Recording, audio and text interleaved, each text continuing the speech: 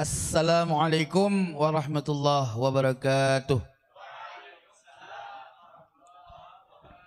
Merdeka!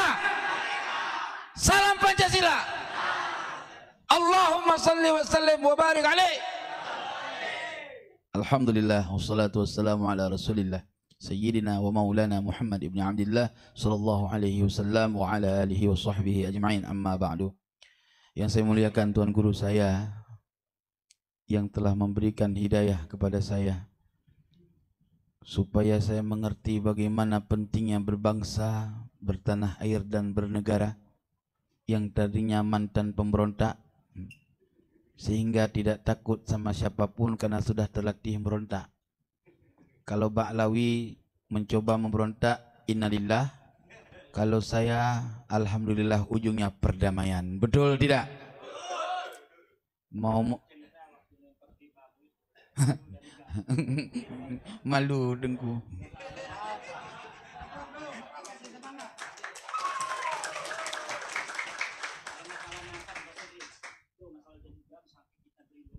Betul. Jadi pada waktu COP 2003 masa Ibu Megawati,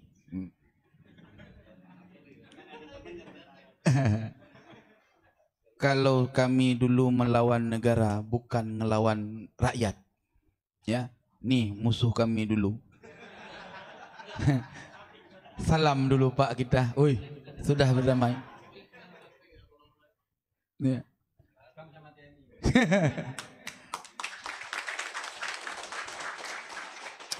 Jadi waktu di COP Payabakung, kalau bahasa Aceh dulu, itu rapatnya tentara itu sangat rapat, merangkak. Emang sakti prajurit NKRI ini. Jadi saya bersembunyi di bambu, di pohon bambu, sampai hilang rasa lapar dan haus. Keluar dari itu, bismillahirrahmanirrahim, saya melarikan diri.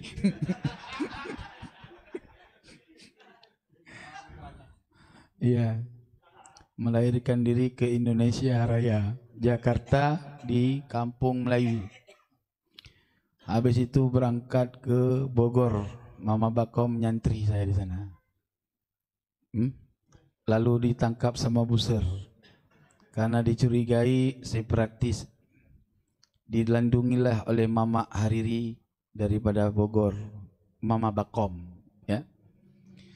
Singkat cerita, saya tidak bergaul dengan teman-teman bangsa Aceh pada itu karena ya menghindar daripada banyak kejadian. Tapi intinya tuan-tuan yang dirahmati oleh Allah, bangsa Aceh adalah bangsa yang merasa dihianati oleh bangsa ini.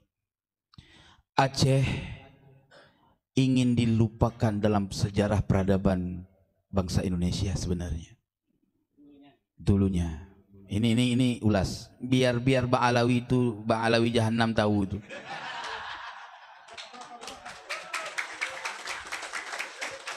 Ya. Bagaimana Sunok Horgronje terbongkar bahwa dia kafir di Mekah. Siapa yang bongkar? Keluarga Aceh, ulama Aceh, Tengku Cik Tano Abe, yang menyatakan ini manusia bukan orang Islam, mengganti nama Abdul Ghafur. Lalu ketika si Sunok Horgronje mau dipancung kepalanya sama mufti Mekah pada saat itu, datang Utsman bin Yahya melindungi nyawa si kafir ini, tunggu. Ya, sehingga itulah sebab dia diangkat menjadi mufti Batavia, bukan mufti Betawi, mufti Belanda.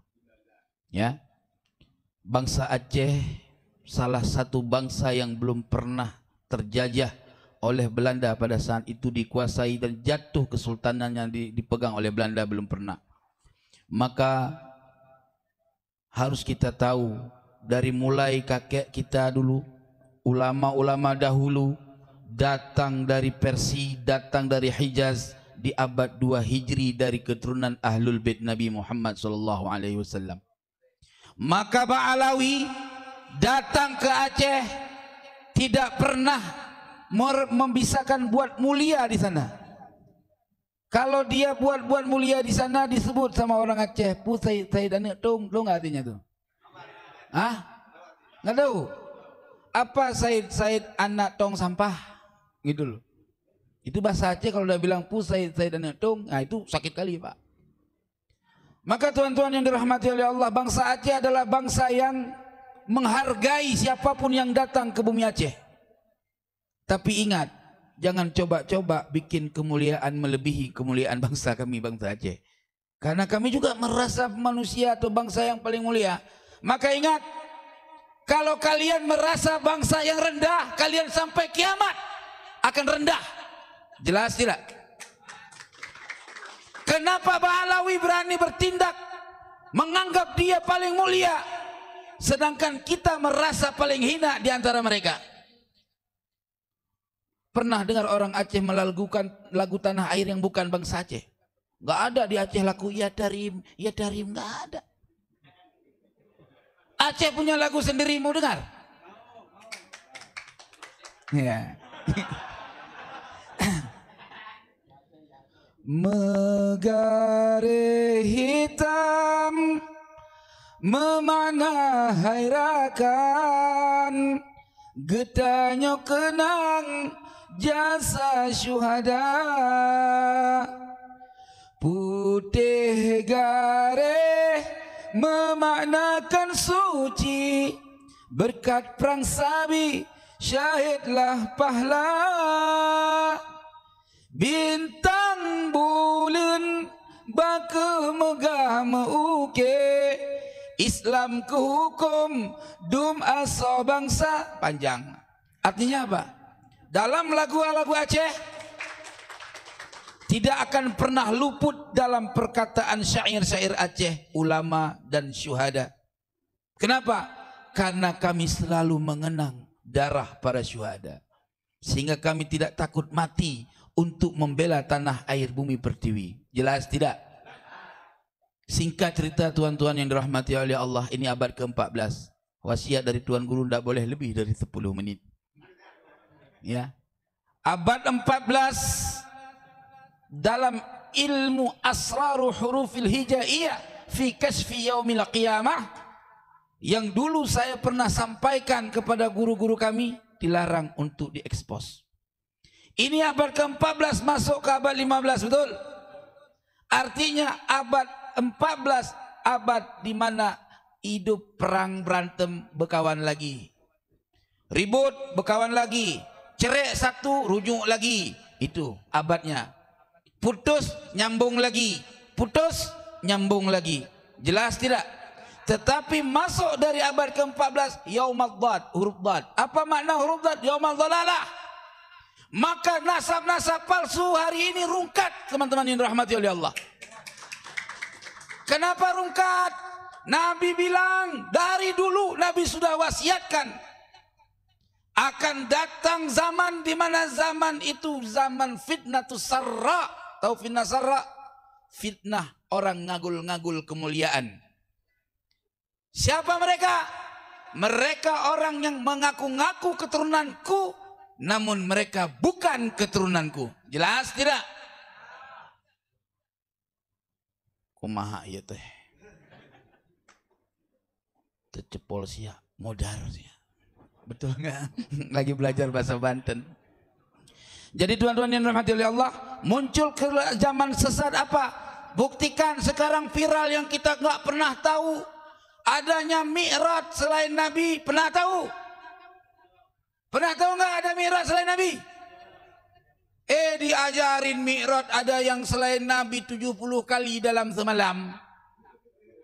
Nabi Muhammad SAW seumur hidup mi'raj sekali. Betul tidak? Pulang dari mi'raj ada hadiah dari Tuhan Rabbul Izzah. Apa? Salat. Nabi kita kekasih Allah. Betul? Ada orang yang jauh setelah wafat Nabi ngagul bahwa pernah mi'raj satu malam 70 kali. Apa enggak stres? 70 kali. Apa yang dibawa dari Allah? 70 kali mondar-mandir. Udah kayak gak apa namanya kalau mandir-mandir itu, Pak?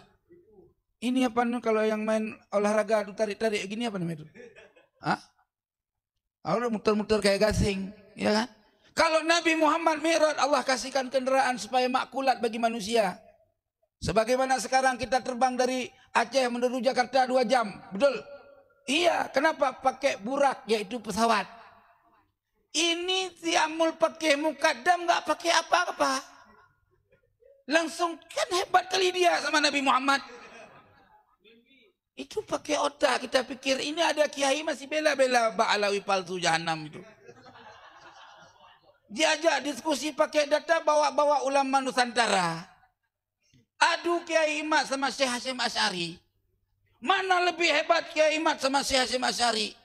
Ketika saya bilang hebat Kiai Imad, marah. Oi, penghinaan itu. Ya kan dia suruh milih, Pan. Iya kan bingung kita. Bukan berarti kita mengatakan hebat Kiai Imad merendahkan Abu Syekh Hasyim Asy'ari, Tuan. Karena setiap ulama yang paling utama adalah ulama yang masih hidup masanya. Karena hubungan kita hari ini bukan dengan orang yang sudah wafat, betul tidak? Orang tarekat sah mengirsyad kepada imam mursyid harus kepada imam mursyid yang masih hidup, betul? Kalau imam mursyid yang sudah wafat, itu kita tutup, tidak bisa ngambil irsyad kecuali dia sudah memberikan wasiat irsyad. Jelas tidak? Itu tuan-tuan yang rahmati oleh Allah. Aduh, kalau udah ngomong sebetulnya kelima susah. Kalau ada Buya ampun kita angkat tangan. Maka oleh sebab itu teman-teman semua saudaraku sekalian, jangan pernah kalian berikan kesempatan bagi orang yang baca kitab dari kiri ke kanan. Itu jahanam, Bang. Iya. Al-Quran itu dari kanan ke kiri, betul. Kapan bisa dari kiri ke kanan? Aduh. Wa qul ja'al haqqu wa zahaqal batil innal batila kana zahuqa. Ingat, kebenaran pasti menang, kebatilan pasti hancur. Belanda laknatullah hilang di permukaan bumi pertiwi. Jelas tidak? Kebenaran adalah kemerdekaan. Insya Allah kita pasti akan merdeka dari penjajahan Bani Ba'alwi. Jelas tidak? La takhaf wa la tahzan, innallaha ma'ana. Jangan takut, jangan pernah ragu. Kita lawan. Kalau kalian tidak lawan, ya setiap saat kalian akan dijazah. Jelas? Kayak kemarin di Bogor, pendukung Kiai Imad, tesis Kiai Imad didukung, dipersekusi. Ini tanda nasab palsu, jahanam. Paham? Kalau nasab asli, ayo panggil Robito, demo Robito. Hei Bapak Robito, hei ahli nasab Robito. Nih Habib ini harusnya demo Robito. Ente sudah tanda tangan ini aneh, udah ente akui nasab Nabi nih. Mana tanggung jawab ente pade? Ini sudah ente tanda tangan, gua cucu Nabi. Ini udah dirungkan sama Kiai Imad, ini gimana tanggung jawabnya? Buset. Iya. Tes DNA Yahudi. Pusing kita. Nasab buatan abad 9 karya Ali As-Sakron. Tesis Kiai Imad dibilang kagak ilmiah. Giliran tesisnya Ali As-Sakron yang ngagul keturunan Nabi tanpa ada referensi dianggap ilmiah. Itu namanya lempar batu sembunyi tangan. Plus Allah. Aduh, sudah cukuplah ya. Kalau nanti kepanjangan saya berbicara klimak, lupa waktu maghrib ya. Insya Allah nanti bisa jumpa lagi kita. Mohon maaf lahir dan batin, wahai Tuan Guru, mohon ridhonya kalau terlalu offset saya tidak bercakap. Wallahul muwaffiq ila aqwamit thariq. Wassalamualaikum warahmatullahi wabarakatuh.